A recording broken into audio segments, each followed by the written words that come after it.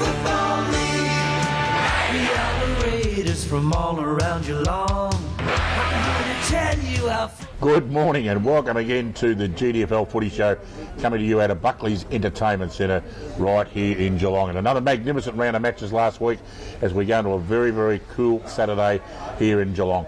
Last week, the Anarchy Roos, after a terrible week they had with losing one of their favourite people in Sue Peters, knocked off the Winchelsea Blues, and Sue's son Dale managed to boot 2 goals, and that was a great effort indeed. The Werribee Centrals, the boys from the Quacker Dome, they were too good for Inverleigh, but gee whiz, Inverleigh has certainly shown a little bit of form. We won't say that they've improved since Smithy's left, because he might be watching the show and he won't be too happy about that. But David Hill, well, he booted 4 goals with the Tyrone, what was his name? Montebruno, that's him, without in the side, so David Hill stood up to the plate. The Bellpost Hill Panthers, yes, too good for the Tommy Tigers. They're really looking the goods at the moment at such an early part of the season, the Panthers. Justin Tarr kicking 7 goals. The Bannockburn Tigers, too good for Geelong West. Daniel Harrison kicking 5 goals for Geelong West in a losing side, a great effort indeed. And young Matthew Watts kicking 4 goals for the Bannockburn Tigers. East Geelong, well, Ricky O'Toole got off the charge last week. We're all happy about that, thanks to the barrister beside me. And Ricky kicking 7 goals in his return game. And haven't East Geelong suddenly found a bit of form to the expense of the Belmont Lions out at the Winter Resort.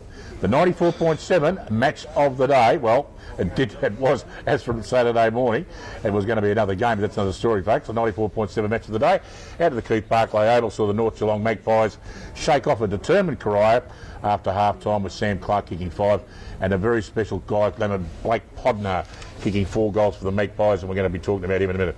Hello, I am Dick Philpott, and once again I've assembled some of the biggest names and brains in country football to eradicate, adjudicate, communicate, but definitely not procrastinate.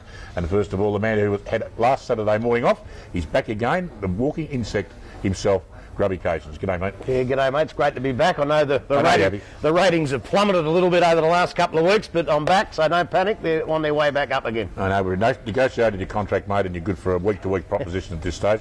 The other man on our panel this morning who needs absolutely no introduction, the number 1 commentator, that's him, in country football, Eric Nicholls. G'day, mate. Morning, Dick. Nice to be back. Yeah, great to have you back too, mate. It's been a very cold week in Geelong, and, well, a few gags about cold weather, but Grubby in there, but we won't go into those at the moment. Last Saturday at the Keith Barclay Oval, as I said, the North Geelong Magpies, they shook off a determined Corio after half-time, and a couple of guys that stood out. One was Sam Clark kicking 5 goals for the Magpies, but their 17-year-old boy, Blake Podnar, with a massive, magnificent bit of hair on him, God, I wish I had hair, kicking 4 goals. Eric Nicholls caught up with him after the game. The Oval, we've just seen an outstanding performance once again from the North Geelong Football Club. A 35-point win over Corio, and they had to work very hard for it today, just for a change for a North Geelong side. But one of the stars of the day, one of the young fellows, and it's great for me to introduce Blake Podnar. G'day, Blake. How you going? Very well, and congratulations on a sensational game, 4 goals and a million touches. You must have felt pretty comfortable today. Yeah, no, it was real good to get a bit of the ball.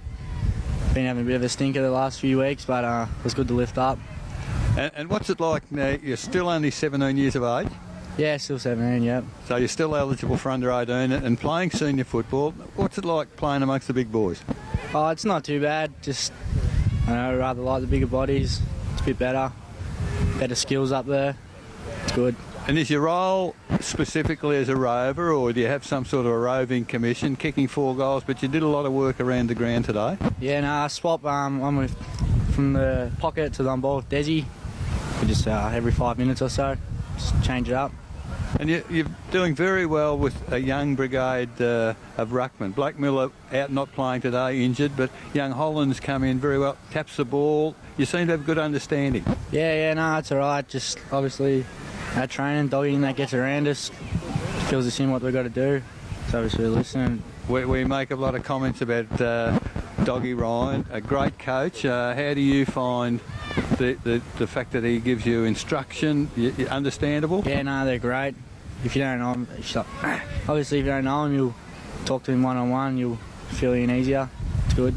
And what do you find the difference? You didn't quite get to the playing in the real good finals last year. Certainly looked to be playing finals. What's the difference in the team? I'm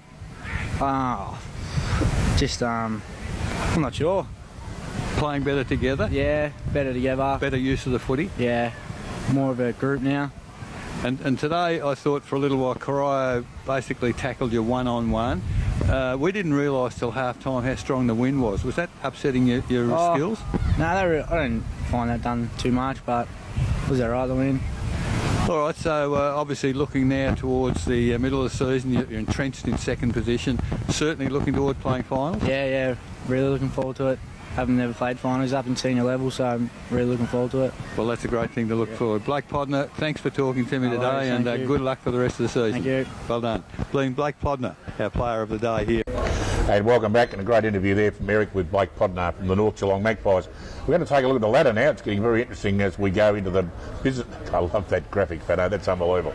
On top of the tree, the Bell Post Hill Panthers, Popper's Panthers, still up there, absolutely going gangbusters. 5 wins and no loss. I'll make that 6 wins, no losses. Give a new pair of glasses. Should have gone to Specsavers. Followed by the North Geelong Magpies, Werribee Centrals, the Geelong West Sporting Club, and of course Anarchy Roos. Just outside the 5, Bannockburn, East Geelong, were absolutely magnificent last weekend. Corio, Winchelsea, Thompson, Belmont Lions, and the Inverleigh Hawks yet to open their account.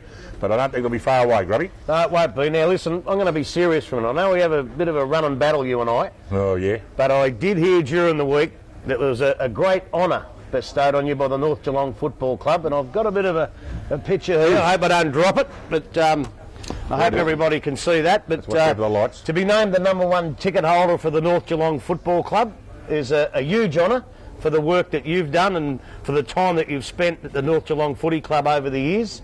I know you've got... Shut up, Cogsy, I'm not finished. I know over the years they've had some unbelievable personalities like Rex Hunt and Eddie Maguire and those blokes, but I think you're right up with them, Dick, and congratulations on a great honour, mate. Yeah, well done, Dick. Fantastic. Thanks, guys. Yeah, that's very, very nice. Never yell out with it.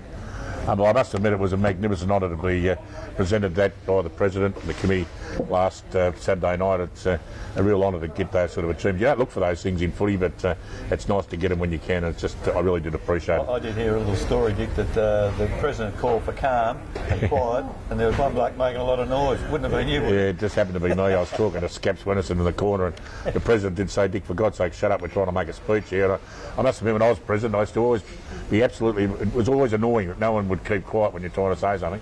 And Jason Abibu is doing a great job at the club as we speak, and he couldn't get a word in, and he's trying to get everyone quiet, but I was yabbering, which is hard to believe, Grubby. Oh, very hard to believe, yeah. No one would believe that. Crikey. So where were you last weekend? None of your business. Oh, fair enough, okay. All right. You said nice things about me now. No, I was in Bendigo. That's nice. We don't really care, really.